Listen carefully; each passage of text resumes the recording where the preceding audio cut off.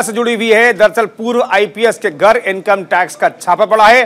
Basement में मिले हैं 600 लॉकर और छापे में करोड़ों रुपए बरामद किए गए। इस वक्त की बड़ी खबर हम आपको बता रहे हैं। दरअसल नोएडा में छापेमारी हुई इनकम टैक्स विभाग की और बताया यह जा रहा है कि पूर्व आईपीएस के बेटे के घर में नकदी बरामद हुई है। दरअसल प्राइवेट तौर पर यहां पर कैश को रखा जाता था। जो लॉकर है, जो बैंक जो सुविधाएं आपको देता है, वही सुविधा यहां पर दी जाती थी और पूर्व आईपीएस के बेटे के घर में ये लॉकर रखे हुए थे। उसमें से करोड़ों की कैश की बरामदगी बताई जा रही है।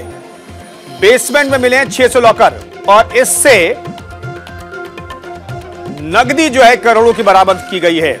लेकिन बताया जा रहा है कि सारा डिटेल जो है पूर्व आईपीएस के बेटे के पास है। दरअसल प्राइवेट तरीके से लॉकर उपलब्ध करवाता था वो और वहीं पर छापा पड़ा है।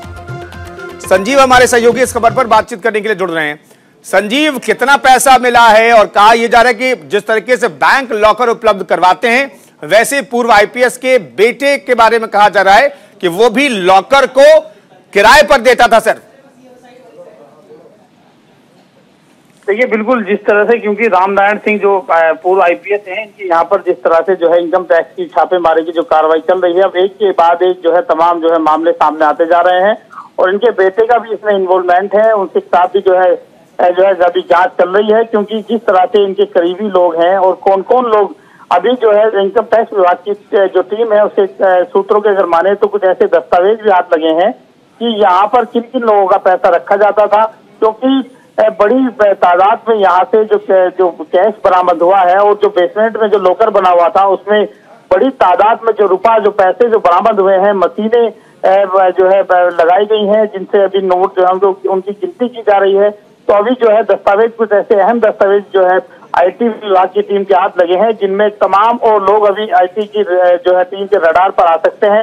जांच पड़ताल फिलहाल जारी है, लेकिन ये जो इतना बड़ा मामला सेक्टर 50 में जिस तरह से कार्रवाई चल रही है और जो पूर्व आईपीएस जिनके पास इतनी बड़ी अकूत संपत्ति और जो ये धन मिला है, तो जाहिर सी बात है कि अभी क्योंकि जिस तरह से उत्तर प्रदेश में चुनाव भी चल रहे हैं, तो जाहिर सी बात है कहीं ना कहीं ये चुनाव में यूज भी जो है हो सकता था। लेकिन अभी जांच पड़ताल फिलहाल चल रही है, जांच जारी है और ये देखने वाली बात होगी कि कौन कौन लोग इसमें शामिल है और आगे निकल के क्या आता है। जी बिल्कुल, तो किनके पैसे हैं ये फिलहाल पता नहीं चल पाया है। संजीव, ये बताइए कि दरअसल कहा जा रहा है कि इतने सारे लॉकर एक जगह पर रखे गए थे और प्राइवेट तरीके से लॉकर को उपलब्ध करवाया जा रहा था।